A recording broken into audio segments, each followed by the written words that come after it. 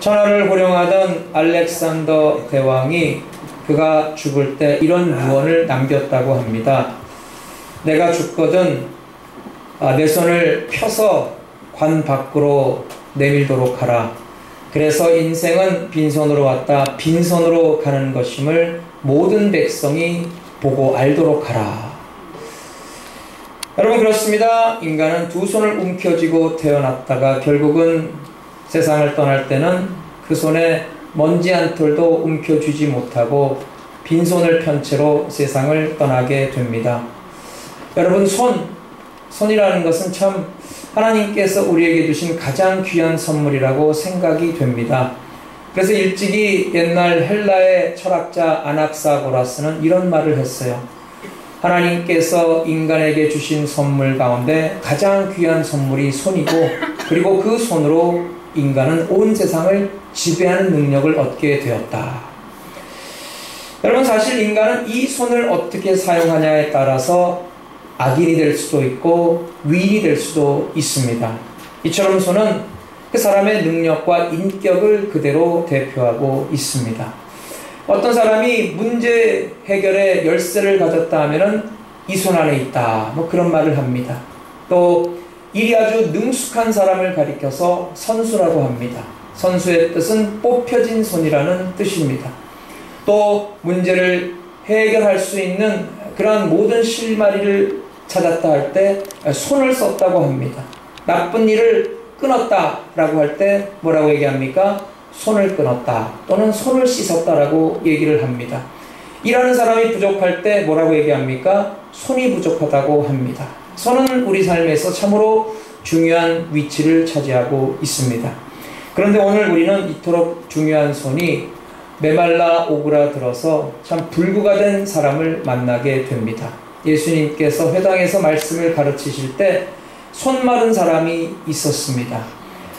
손이 말랐다는 말은 손이 말라서 오그라지고 비틀어졌다는 뜻입니다. 그가 어떻게 그렇게 손이 마르게 되었는지, 사고를 당했는지 아니면 질병으로 인해서 그렇게 됐는지 자세한 내용을 알 수가 없습니다. 어쨌든 그의 손이 큰 장애가 있다는 것입니다. 손을 자유자재로 사용할 수가 없다는 거예요. 그러니까 그 손을 펴야 할 때 펴지 못하고, 꼭 쥐어야 할 때 쥐지 못하고, 오므릴 때 오므리지 못하고, 그리고 물건을 붙잡을 때 그 손으로 잡지를 못합니다. 얼마나 불편하겠습니까? 전해져 오는 얘기에 의하면은 이 사람은 석공이었다고 합니다. 석공은 무슨 직업입니까? 손으로 돌을 다듬는 직업입니다. 근데 석공이 더구나 오른손이 그렇게 큰 불구가 되었다면은 얼마나 참 생계를 이어가는데 큰 어려움이 있었겠습니까? 아마도 참 고통과 슬픔의 나날을 보냈을 거예요. 그러니까 지금은 왼손을 사용하는 사람들이 참 많습니다만은 옛날에는 자녀들이 왼손을 사용하면은 한 대 때려서라도 오른손을 사용하도록 교정해 주었어요. 그 세상의 모든 물건이 오른손에 맞게 제작되고 사용되기 때문에 왼손잡이는 좀 불편합니다. 근데 당시 예수님의 그 시대에도 그랬던 것 같아요. 오른손 중심의 사회였습니다. 그래서 하나님의 말씀에도 보면 하나님께서는 당신의 오른손으로 우리를 붙들어 주신다, 우리를 인도해 주신다고 말씀하고 있습니다. 마태복음 25장에 보면은 이제 최후의 심판 때 예수님께서 양과 염소를 다루시는데 양은 오른편에, 염소는 왼편에 두신다고 했습니다. 그러므로 오른편은 옳은 것, 그리고 선한 것, 좋은 것을 가리킵니다. 그래서 이 오른편이 그만큼 중요합니다. 오른손 중심의 사회입니다. 그런 오른손 중심의 사회에서 오른손이 불구가 되었다는 것은 정말 불편하기 그지가 없습니다. 더군다나 당시 유대 사회에서 사람들의 시선은 그 몸에 장애가 있는 사람들은 죄를 지었기 때문에 그 벌로서 받게 되었다라는 그런 생각이 있었어요. 그러니 참 얼마나 그 장본인은 더 힘들겠습니까? 여러분, 물론 죄 때문에 모든 질병과 장애가 온 것이 결코 아닙니다. 성경에 보면은 우리 인간의 질병과 장애는 여러 가지 원인에 의해서 온다고 말씀하고 있습니다. 근데 사람들은 자신의 일은 그렇게 생각하지 않으면서 다른 사람의 일은 너무나도 쉽게 생각하고 판단하고 평가하는 경향이 있어요. 그저 자기의 편한 대로 생각하고 자기의 편한 대로 선입견과 편견을 가지고 다른 사람을 대하는 경우가 많이 있습니다. 그러니까 그렇게 오른손 장애가 있는 사람을 보면서 저 사람은 많은 죄를 저질러서 저런 벌을 받았을 것이라고 함부로 생각하고 얘기했을 것입니다. 안 그래도 오른손 장애가 있어서 참 괴로운데 세상의 사람들의 그런 안 좋은 시선과 선입견을 그가 체험했을 때 얼마나 마음이 아팠겠습니까? 그러니까 자신의 오른손 장애에 더해져서 사람들의 그 따가운 시선으로 인해서 더욱더 그는 마음의 상처와 스트레스를 받았을 것입니다. 그래서 그의 오른손은 참 그가 더욱더 삶을 떳떳하게 살지 못하는 위축되는 요소가 되었을 거예요. 그 전에 제가 아는 어느 목사님이 오른손이 잘려서 그 손에 의수를 끼고 다니는 목사님이 있었어요. 그 목사님을 처음 만나서 인사를 할 때 이제 오른손을 내밀어서 악수를 하려고 하는데 그 목사님은 왼손을 내미는 거예요. 직감적으로 제가 생각하길 이 목사님이 오른손으로 내밀어서 악수하지 못하는 뭔가 큰 문제가 오른손에 있구나, 그런 생각이 들었어요. 그때 제 생각에는 그렇다면 내가 오른손을 내밀었는데 그냥 내민 오른손으로 그 목사님 왼손을 잡고 악수를 할 것인가, 아니면은 내민 오른손을 뒤로 거두고 나도 왼손을 내밀어서 그 목사님 왼손과 악수를 할 것인가 갈등을 했던 적이 있어요. 근데 나중에 그 목사님하고 친하게 되었을 때 그 목사님이 하는 말이, 자기는 사람들을 처음 만나서 인사하며 악수를 할 때 제일 많이 스트레스를 받는다고 합니다. 그의 마음이 이해가 돼요. 근데 오늘 본문에서 그렇게 오른손 마른 사람이 예수님을 만나서 치료를 받게 되었다는 것입니다. 예수님께서는 그의 오른손을 치료하기 위해서 그의 손을 내밀라고 말씀하셨어요. 근데 여러분, 이 말씀에 참으로 오묘한 하나님의 진리가 담겨져 있습니다. 우리가 이 말씀을 통해서 오늘 큰 은혜 받고 귀한 믿음으로 결단하는 시간이 되시기를 바랍니다. 첫째로 손을 내밀라는 말씀은 손을 내밀어서 구원의 예수님을 붙잡으라는 말씀입니다. 오른손 마른 사람이 예수님을 만나서 그 손을 치유받을 때 그 현장에는 바리새인들과 서기관들이 있었습니다. 그 바리새인들과 서기관들은 예수님을 만나서 은혜 받고 치유받기 위해 그 자리에 온 것이 아니었어요. 예수님을 정죄하고 예수님을 시비 걸기 위해서, 꼬투리를 잡기 위해서 예수님이 뭘 하고 있나 감시하고 있었어요. 지금 이 회당에서도 예수님이 안식일을 제대로 지키나 안 지키나를 살펴보고 있었던 것입니다. 그러니 그들이 어떻게 은혜를 받겠습니까? 그런 위선과 교만으로 회당에 나왔으니, 하나님 앞에 나왔으니 무슨 은혜를 받겠습니까? 그런 위선으로 말미암아 하나님 앞으로 진정한 믿음으로 나갈 수가 없는 것이고, 그런 교만으로 말미암아 예수의 말씀을 받아들이지 못하고 예수님의 그 은혜로 충만한 삶을 살 수가 없다는 것입니다. 여러분, 우리는 교회에 나와서 하나님께 드린 예배를 통해서 어떤 은혜를 받고 있습니까? 여러분, 우리는 기도와 찬양과 경배를 통해서 어떤 하나님의 치유하심과 역사하심을 체험하고 있습니까? 오늘 우리는 하나님을 기뻐 만나며 그 은혜로 충만한 삶을 살고 있습니까? 근데 만약 그렇지 못하다면 여러분은 그 원인이 뭐라고 생각하십니까? 서기관과 바리새인들은 계속해서 다른 사람의 흠을 찾고 있었어요. 예배당에 나왔어도 하나님을 기쁘게 섬기고 예배하는 데는 관심이 없고, 누가 실수하나 누가 이상한 행동을 하나를 살펴보고 있었어요. 예수님의 일거수일투족을 관찰하면서 예수님께 시비 걸고 예수님을 정죄할 죄목을 찾고 있었다는 것입니다. 여러분, 좋은 일이든 나쁜 일이든 가재미눈을 하고 사람을 엿보는 것은 결코 좋은 일이 아닙니다. 그 옛날 한국 결혼 풍속에 이 결혼한 신랑과 신부가 신방에서 첫날 밤을 보낼 때 사람들이 그 창호지 손가락으로 구멍을 뚫어가지고 그 안을 엿보는 풍습이 있었어요. 요즘 같으면은 결혼하면은 결혼식 끝나고 패백 드리고 바로 신혼여행지로 출발을 합니다. 그런데 그때는 결혼식을 하자마자 이제 신방에서 첫날 밤을 치르는데, 사람들은 재미로 들여다보지만은 사람들이 들여다보는 가운데 그 신랑과 신부가 그날 밤에 무슨 그 둘만의 오붓한 시간을 보낼 수가 있겠습니까? 여러분, 어쨌든 참 사람을 그렇게 엿보고 가재민을 하고 흠을 잡으려고 관찰하는 건 정말 나쁜 행동입니다. 사람들에게 꼬투리를 잡기 위해서 말을 던져놓고 뭐라고 반응하나 엿보는 것은 정말 못된 행동입니다. 그것이 바로 올무를 뒤집어 씌우려고 하는 바리새인의 자세였다는 것입니다. 어떤 가까운 새 친구가 있었습니다. 그 새 친구가 어느 날 40세가 되던 해에 부부 동반으로 함께 식당에 모여서 식사를 했어요. 왜냐하면 한 친구의 생일이었기 때문입니다. 근데 이제 식사 시간에 이제 밥을 먹으면서 한 친구가 자기 부인에게 이렇게 말했어요. 여보, 내가 만약에 이 젊은 나이에 죽는다면 당신이 혼자서 얼마나 외롭고 괴롭고 고생스럽겠어. 그래서 내가 만일을 대비해서 내가 20억 원짜리 보험에 들려고 해. 생명보험에 들려고 해. 그러니까 그 부인이 하는 말이 여보, 그게 무슨 말이야. 당신 없는데 20억 원이 무슨 소용이 있겠어. 당신 없는 세상에 나도 살 의미를 못 느껴. 나도 따라 죽을 거야. 그러니까 보험 얘기는 꺼내지도 마. 그랬어요.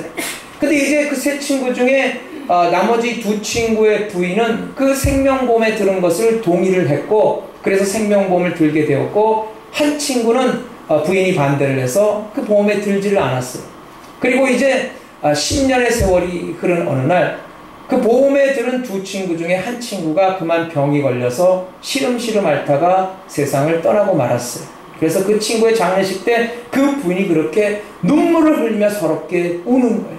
여보, 그렇게 내가 말렸는데 결국 보험 들어서 이렇게 죽은 거잖아. 이제 당신 없는 세상에 내가 어떻게 살아? 당신 없는 세상에 20억이 무슨 소용이야? 나도 당신 따라 죽을래. 하면서 그 관을 붙들고 그렇게 서럽게 우는 거예요. 그렇게 대성통곡을 하면서 눈물을 흘리며 난리가 나는 거예요. 그렇게 장례식을 마치고 나서 이 부인이 집으로 돌아와서 이제 샤워를 하면서 혼자서 뭐라고 말했을까요?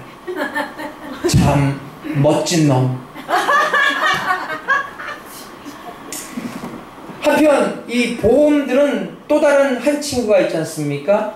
이제 그 장례식을 마치고 돌아와서 그 친구가 자기 부인에게 이렇게 말했어. 여보, 나는 건강하게 이렇게 잘 사니 얼마나 행복한 일이야. 나는 정말 이렇게 건강해서 당신과 이렇게 영원토록 함께 사는 게 좋은 것 아니겠어? 당신 정말 기뻐해줘. 그러니까 그 부인이 하는 말이 맞아 여보. 그러니까 20억이 무슨 소용이야. 당신 없으면 아무런 의미가 없는 세상인데. 그래 여보, 당신 절대 죽지 마. 당신 건강하게 나랑 오래오래 영원토록 살아. 그러는 거예요. 그리고 나서 이 부인이 대화를 마치고 화장실에 들어가서 볼일을 보면서 혼자서 탄식을 하면서 이렇게 말했어요. 참 질긴 놈. 한편 이제 보험을 안 들은 친구가 있어요. 장례식을 마치고 와서 그 부인에게 이렇게 말하는 거예요. 여보, 보험이가 무슨 소용이야. 그게 무슨 의미가 있어. 돈이 무슨 의미가 있어. 내가 이제 건강하게 당신과 함께 이렇게 100년 하는 게 제일 좋은 게 아니겠어. 우리는 그저 행복하게 잘만 살자고. 내가 건강하게 열심히 살게. 그 부인도 너무 좋아하고 맞장구를 쳤어요. 그리고 나서 그 부인이 화장실에 들어가서 볼일을 보면서 혼자서 뭐라고 중얼거렸어요? 참 지지리도 못난 놈. 여러분, 사람이 이렇게 믿을 수 없는 존재라는 것입니다. 가족도 믿을 수가 없습니다. 세상 누구를 믿을 수가 있겠습니까? 참 서글픈 세상입니다. 믿으면 믿을수록 더 배신의 아픔이 큰 것이 바로 이 세상, 그리고 인간관계가 아니겠습니까? 만약에 성도로서 교회 나와서 예배 드리면서 예배는 관심이 없고 그저 다른 사람의 흠이나 찾고 누가 실수하나 누가 잘못 말하나만 바라보고 있고 비판거리만 삼는다면 그건 정말 잘못된 모습입니다. 그 눈과 귀와 입이 잘못된 방향으로 열려 있는 것입니다. 여러분, 우리의 눈은 하나님을 바라보고 우리에게는 하나님의 말씀에 열려 있고, 그리고 우리의 입은 오직 하나님을 찬양하고 기도하고 성도와 교제를 나누고, 그리고 사랑과 은혜의 교제를 나누고 말씀으로 권면하는 때 귀하게 사용하는 성도가 되시기를 바랍니다. 여러분, 그릇이 하늘을 향해 열려 있어야 하늘에서 단비가 내릴 때 그것을 받아 담을 수가 있는 것입니다. 그릇에 다른 것이 채워지지 않고 깨끗하게 비워져 있을 때 그곳에 은혜의 단비를 담을 수가 있는 것입니다. 그런데 만약에 그 그릇이 비워져 있지 않고 다른 것이 차 있다면 결코 하늘의 은혜 단비를 담을 수가 없습니다. 또는 그것이 덮어져 있거나 다른 방향으로 열려 있다면 결코 그 비를 담을 수가 없다는 것입니다. 여러분, 우리의 귀와 입이 오직 하나님께 열려 있기를 간절히 바랍니다. 손 마른 사람이 치유될 수 있었던 것은 예수님의 말씀에 순종했기 때문입니다. 그가 회당에서 예수님이 가르치실 때 그 자리에서 그 말씀을 들었습니다. 그가 예수님의 말씀을 듣기 위해서 회당으로 왔는지, 아니면 그가 회당에 나왔는데 우연히 예수님의 말씀을 듣게 되었는지는 우리가 자세히 알 수가 없습니다. 그러나 중요한 것은 그가 예수님이 가르치시는 그 회당에 나와 있다는 사실입니다. 여러분, 이게 중요합니다. 우리는 그렇기 때문에 무조건 하나님의 전에 예배드리러 나와야 합니다. 예수님께서 손 마른 사람에게 일어나 한가운데 서라 말씀하셨을 때 그는 그 자리에서 일어나 섰어요. 그리고 예수님 그를 그 자리에 세워놓으시고는 주변을 둘러보시며 예수님을 책잡으려고 하는 서기관들과 바리새인들을 향해 말씀하셨어요. 본문 9절, 내가 너희에게 묻노니 안식일에 선을 행하는 것과 악을 행하는 것, 생명을 구하는 것과 멸하는 것 어느 것이 옳으냐. 예수님께서 서기관들과 바리새인들에게 질문하는 그 순간 그 자리에 일어서 있던 이 손 마른 사람이 얼마나 어색하고 당황스럽고 얼마나 부끄러웠겠습니까? 근데 예수님께서 그 사람들을 둘러보셨어요. 시간이 더 많이 갔어요. 이 사람은 지금 자리에 앉고 싶을 것입니다. 그런데 그때 예수님께서 분명히 이 사람에게 말씀하셨어요. 네 손을 내밀라. 무리들 가운데 일으켜 세운 것도 참 부담스러운 일인데, 더군다나 그가 결코 사람들에게 보여주고 싶지 않은 부분, 사람들에게 부끄러워서 감추고 싶은 그 부분, 말라 오그라진 손을 사람들이 보는 앞에서 내밀라는 것입니다. 만약에 여러분 같으면 이때 어떻게 행동하시겠습니까? 어떤 사람은 손에 물을 많이 대서 좀 거칠어서 힘든 일을 많이 했기 때문에 사람들의 앞에서 손을 내밀기를 싫어합니다. 어떤 사람은 손이 참 못생겼다고 해서 사람들 앞에 손을 내미는 것을 꺼려하는 경우가 많습니다. 되게 손 내미는 것을 사람들 앞에서 행하는 것을 좋아하는 사람은 되게 그 손가락에 아주 비싼 다이아 반지가 껴있거나, 아니면 그 손목에 아주 비싼 롤렉스 금딱지 시계가 차여져 있거나, 아니면 그 손톱에 아주 멋있는 예쁜 네일 아트로 장식되어 있는 경우일 것입니다. 근데 만약에 여러분 손에 장애가 있고 어떤 사람이 여러분에게 많은 사람들이 보는 앞에서 그 장애가 있는 흉측한 손을 내밀라고 말했을 때 여러분은 과연 어떤 반응을 보이시겠습니까? 여러분이 그 말을 듣고 아무런 거리낌 없이 부끄럼 없이 자신 있게 여러분의 손을 내밀 수가 있겠습니까? 아니면 여러분은 너무나 당황스럽고 너무나 어쩔 줄을 몰라 하면서 힘들어 하겠습니까? 얼굴이 울그락불그락 하면서 얼굴에 단풍이 들겠습니까? 아니면은 그 머리 뚜껑이 열리고 연기가 모락모락 나겠습니까? 그 자리를 박차고 일어나서 나가겠습니까? 여러분, 쉬운 일이 아니에요. 자신의 핸디캡, 자신의 연약함, 자신의 부끄러워 감추고 싶은 부분을 많은 사람들 앞에서 자신있게 내미는 것은 결코 쉬운 일이 아닙니다. 그런 어려운 여건 가운데서 자신의 치부를 기꺼이 내밀 수 있다는 것은 그만큼 그 장애를 극복했기 때문입니다. 그만큼 마음이 성숙했기 때문이에요.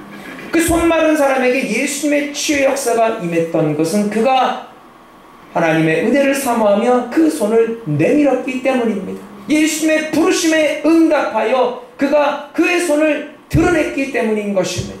여러분, 거기에 참된 치유의 역사가 있었다는 거예요. 여러분, 상처는 내놓아야 합니다. 여러분, 문제는 내놓아야 해결이 됩니다.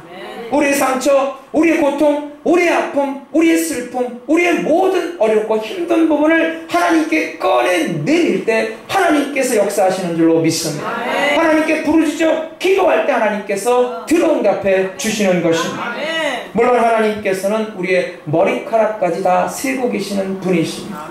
우리의 마음속을 다 통찰하시고 우리의 심장 폐부까지도 감찰하시는 하나님이십니다. 그러나 그럼에도 불구하고 우리의 감춰진 것을 기꺼이 하나님 앞에 드러내놓고 하나님께 부르짖지 않은 까닭은 그것을 통해서 참된 치유가 나타나기 때문입니다. 그것이 바로 내가 간절히 원하는 것을 하나님 앞에 고백하는 믿음이 되기 때문입니다. 삼국 유사를 보면은 그 왕들 중에 경문왕이라는 왕이 있습니다. 그 왕은 특별히 그 귀가 당나귀귀였다고 합니다. 귀가 엄청나게 크고 흉측했다는 거예요. 그래서 그는 그것을 감추기 위해서 긴 모자, 아주 큰 모자를 썼다고 합니다. 그래서 아무도 그걸 몰랐어요. 근데 유독 그 나라에 그 왕의 모자를 만드는 두건장이만이 그 비밀을 알고 있었어요. 하지만 그가 함부로 그 비밀을 발설할 수가 없는 거예요. 왜냐하면 그렇게 함부로 얘기했다가는 죽임을 당하기 때문에. 그래서 그 사람이 그것을 함부로 얘기하지 않고 마음에 담아두었는데 그만 얼마 못 가서 병이 되었어요. 왜냐하면 입이 근질근질 거리는데 그걸 얘기하지 못하고 계속 마음속에 담아두니까 그게 큰 고통이 되어서 병이 되었다는 거예요. 그 어느 날 이 사람이 마음을 단단히 먹고 아주 산속 깊은 곳에 들어가서 대나무 숲이 있는 곳에서 크게 외쳤어요. 임금님기는 당나귀기. 그런데 그 이후에 바람이 불 때마다 그 대나무 숲에서 무슨 소리가 들려요? 임금님기는 당나귀기. 그 소문을 들은 이 왕이 너무나도 크게 당황했어요. 그래서 그 신하들에게 명을 내려서 그 대나무 숲을 다 잘라버리라고 했다고 합니다. 여러분, 이렇게 우리가 말하지 않고 그것을 가슴에 담아두고 끙끙 앓으면 그게 병이 되는 것입니다. 우리가 가진 아픔, 우리가 지고 있는 무거운 짐을 우리가 믿을 만한 사람 앞에 꺼내놓고 내려놓을 때 우리는 그 고통과 스트레스에서 자유함을 받게 되는 것입니다. 여러분, 상처는 내놓아야 치료가 됩니다. 여러분, 우리의 아픔과 고통은 터놓고 그리고 꺼내놓고 내려놓을 때 우리가 하나님의 참된 치유 역사를 체험하게 된다는 거예요. 상처를 알지 못하거나 상처를 알면서도 그것을 그저 마음에 담아두고 감추기만 하면 결코 치료받을 수가 없습니다. 아니, 상처가 치료받지 않는 것에서 끝나는 게 아니에요. 그 상처가 악화가 돼요. 상처가 공개됩니다. 그래서 여러분, 그 상처는 더욱더 커지고 병은 더 깊어가는 거예요. 대체로 많은 사람들이 육신의 질병은 걱정해서 빨리 치료합니다. 그런데 오히려 내면의 상처, 내면의 아픔, 내면의 병, 영혼의 질병은 좀처럼 치료하려고 하지를 않아요. 그저 마음에 담아두기까지 합니다. 그래서 문제가 더 악화되는 것을 볼 수가 있습니다. 여러분, 그런데 중요한 것은 우리 육신의 질병, 육신의 장애보다도 우리의 마음의 병, 마음의 장애, 마음의 상처가 더 심각하다는 것을 여러분 아십니까? 여러분, 정신적으로 건강하다는 것은 정신적으로 아무런 문제가 없다는 것이 아닙니다. 여러분, 세상에는 정신적으로 아무런 문제가 없고 상처가 없고 완벽한 사람은 한 사람도 없습니다. 정신적으로 건강하다는 것은 자신이 가지고 있는 정신적인 상처를 인정하고 그것을 숨기려 하지 않고 그 장애와 상처와 병을 꺼내놓고 치료받기를 원하는 마음인 것입니다. 여러분, 신앙생활도 마찬가지. 교회 와 있다고 해서 무조건 다 은혜받고 응답받고 복을 받는 것이 아닙니다. 여러분, 교회에 다 왔다고 해서 무조건 그 치유 하나님을 만나고 그 하나님의 놀라운 역사하심을 체험하는 능력 있는 성도의 삶이 되는 것이 아니라는 거예요. 문제를 하나님께 꺼내놓아야 합니다. 그 병든 손을 하나님께 내밀어야 합니다. 그 고통을 하나님 앞에 쏟아놓아야 합니다. 그래서 부르짖어 기도해야 합니다. 그때 하나님의 치유하심과 다스리심과 인도하심이 나타나게 된다는 것입니다. 사랑하는 여러분, 예수님께 손을 내밀어 도움을 요청하시기를 바랍니다. 그 병든 손을 주님 앞에 내리시기를 바랍니다. 여러분, 구걸하는 사람이 주머니에 손을 집어넣고 구걸하면 결코 동정을 받지 못합니다. 주님을 향해 그 도움을 간절히 소망하는 손을 내민 사람마다 부원에 넘치는 응답을 받았습니다. 한 번도 하나님께서 한 사람도 거절하지 않으셨습니다. 예수님은 오늘도 우리 향해 말씀하십니다. 네 손을 내밀라. 여러분, 뭐라고 응답하시겠습니까? 천부여 의지옵소서, 손 들고 옵니다. 주 나를 박대하시면 나 어디 가오리이까. 사랑하는 여러분, 손 들고 주님 앞에 나오시기를 바랍니다. 주님은 결코 우리를 거절하신 적도 우리를 박대하시는 법도 없습니다. 이 주님의 부르심에 응답하여 하나님을 바라보며 믿음으로 손 내밀고 주님 앞으로 나와 하나님의 크신 능력으로 고침받고 치유받고 승리하는 성도가 되시기를 바랍니다. 아멘. 둘째로 손을 내밀라는 것은 주님과 형제를 섬기는 손이 되라는 것입니다. 불행하게도 태초부터 인간의 손은 죄를 짓는 데 사용이 되었습니다. 아담과 하와는 그 손으로 선악과를 따먹었습니다. 가인은 그 손으로 동생 아벨을 죽였습니다. 그 손으로 예수님을 팔아먹었고 그 손으로 예수님을 십자가에 못 박았습니다. 그 손으로 온갖 범죄를 저질렀습니다. 그 손은 죄를 범한 손이요, 그 손은 마땅히 해야 할 일을 하지 않고 하지 말아야 할 일을 해야 했던 손입니다. 그 손은 하나님 앞에서 게을렀던 손이요, 하나님을 대적하던 손이었습니다. 마땅히 회개해야 할 손이며 마땅히 내밀어서 치료받고 고침받아야 할 손입니다. 아멘. 오늘 이 세상에 어떤 손이 영적으로 메마르고 오그라든 손입니까?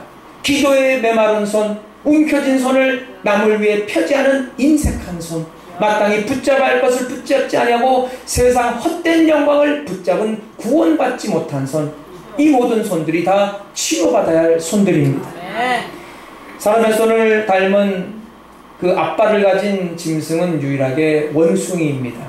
그 원숭이는 그 사람과 닮은 그 앞발을 가지고 있기 때문에 그것으로 자유자재로 물건을 짚고 사용합니다. 콩이나 쌀도 주워서 먹습니다. 바나나도 자기가 직접 까서 먹습니다. 그런데 오히려 그것을 이용해서 사냥꾼이 원숭이를 잡는다고 합니다. 그러니까 이제 숲속에 야자나무 그 큰 열매를 하나 따서 그것에 구멍을 뚫고 그 속에다가 바나나를 집어넣어요. 그러면은 이 원숭이가 다가와서 그 야자나무 열매 구멍 속으로 손을 집어넣어서 그 안에 있는 바나나를 한 움큼 짚습니다. 그러면은 그 바나나를 꺼내려고 하는데 입구가 좁아서 그 바나나를 쥔 손이 빠져나오지를 않아요. 그런데 그때 사냥꾼이 그를 잡으러 달려오는데도 이 원숭이는 그 욕심의 노예가 되어서 끝까지 쥔 손을 펴지 않아서 결국은 그렇게 붙잡혀서 팔려간다고 합니다. 얼마나 어리석습니까? 나름대로 죄주를 부리고 나름대로 꾀를 부리고 영리한 원숭이였지만 그저 그 자신의 욕심의 노예가 되어서 자신의 운명이 그렇게 되는 것을 모른다는 것입니다. 세상에 얼마나 많은 사람들이 세상의 헛된 것 때문에 그 근심과 걱정의 고생 보따리를 두 손에 움켜쥐고 오그라든 손으로 살고 있습니까? 여러분, 우리도 예수님의 손을 붙들고 살고 있다고 하지만 혹시나 여러분 세상 걱정 근심을 붙잡고 있지는 않습니까? 자신은 영리하다고 똑똑하다고 꾀를 부려서 그 바나나를 움켜쥐었지만은 그러나 결국은 그 욕심의 노예가 되어서 붙잡혀가는 원숭이처럼 세상 헛된 영광을 붙잡고 그 욕심의 구렁텅이 멸망의 구덩이로 빠져나가는 그런 사람들이 얼마나 많이 있습니까? 여러분, 구원받은 우리의 손은 예수님의 손을 대신해야 할 손입니다. 아멘. 여러분, 예수님의 손이 어떤 손입니까? 제자들의 발을 씻기시던 손, 병자들을 고쳐주시던 손, 죄를 지은 여자를 용서해 주시던 손, 굶주린 사람들에게 떡을 먹여주시던 손, 그 커다란 바위를 부둥켜 안고 피땀이 되어 부르짖어 기도하시던 손, 그리고 죄인된 우리를 위해서 십자가에 달려 죽으신 못 박히신 그 손입니다. 여러분, 예수님은 그 손을 우리에게 물려주셨습니다. 이제는 우리가 예수님을 위해서 그 손을 사용해야 합니다. 이런 일화가 있습니다. 세계 2차 대전 중에 독일에 있는 한 교회 예배당이 완전히 부서졌어요.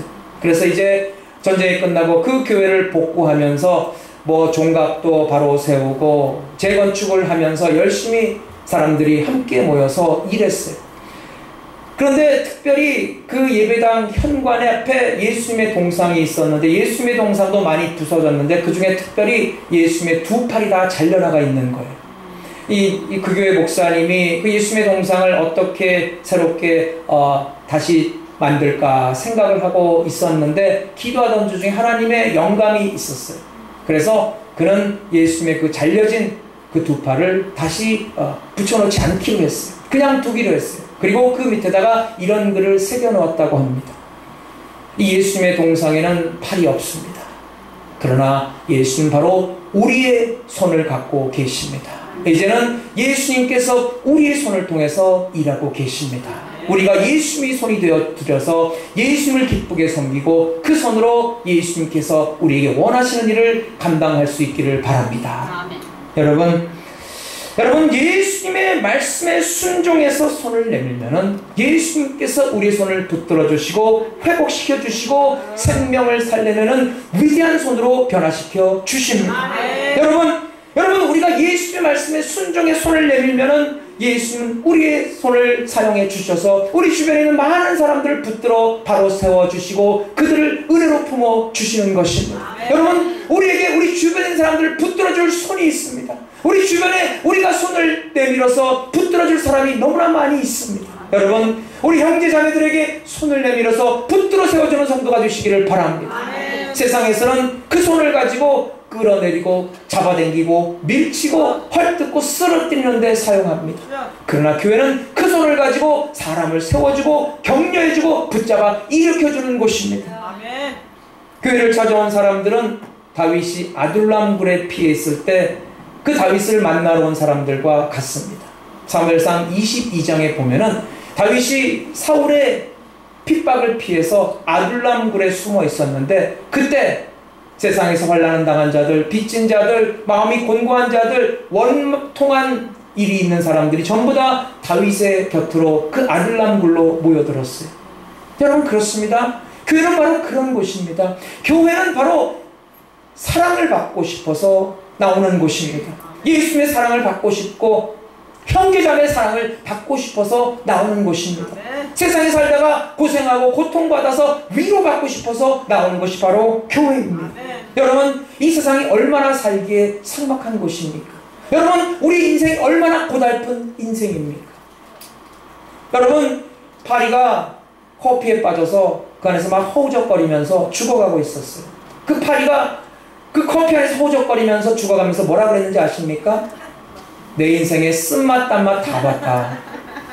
여러분 우리 주변에 넘어진 사람을 여러분 살펴보십시오. 우리가 예수님의 마음을 품고 우리 주변을 살펴보면요, 여러분 우리 주변에 우리가 일으켜 세워줄 사람이 너무나도 많습니다.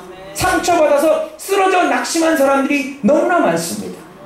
예수님을 알지 못하고 예수님을 깨닫지 못하고 예수님께 보여준 그 영광을 붙잡지 못하고 세상 헛된 영광에 사로잡혀서 방황하고 표류하는 사람들이 얼마나 많은지 몰라요. 한때는 교회 안에서 한솥밥을 먹었고 한때는 함께 아름다운 성도의 교제를 나눴던 사람들이 지금은 교회와 담을 쌓고 살고 있습니다.